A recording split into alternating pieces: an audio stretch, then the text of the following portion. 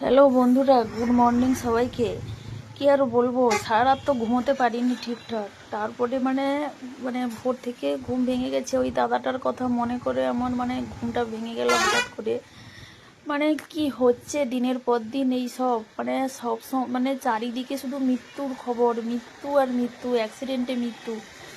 এমনিতে 19 তারিখ থেকে 4-5 দিন তো বিখ্যাত গায়ক জুবিন গর্গ স্যারের মৃত্যু হলো। সেটা নিয়ে কোনো ফেসবুক খুলতেই পারি না।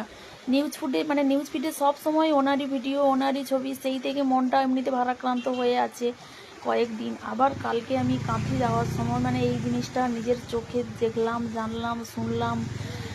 ওনাকে আমি চিনি।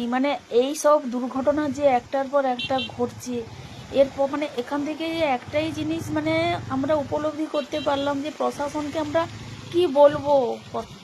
প্রশাসন কি কিছু দেখছে না, জানছে না? এইভাবে একটার পর একটা ওই জায়গাটাতে সব সময় ওই জায়গাটাতে অ্যাক্সিডেন্ট হয়। ওখানে ওয়ান সাইড করা আছে, প্লাস কেউ যে কোনো কিছু চরম মুহূর্তে যে সাইডে নেমে যাবে, ফুটে নেমে যাবে, রোড থেকে নেমে যাবে, তার কোনো উপায়ও নেই। ওইখানে জায়গাটা এত বাজে, প্রশাসনের কি এগুলো চোখে পড়ে না? কেন ওখানে রাস্তাটা ঠিক করা হচ্ছে না? এটা কি শুধু আমার একার প্রশ্ন? এটা তো আপনাদের সবারই প্রশ্ন হওয়া উচিত, তাই না? নাহলে এরকম মৃত্যু আমরা দিনের পর দিন দেখতেই থাকবো।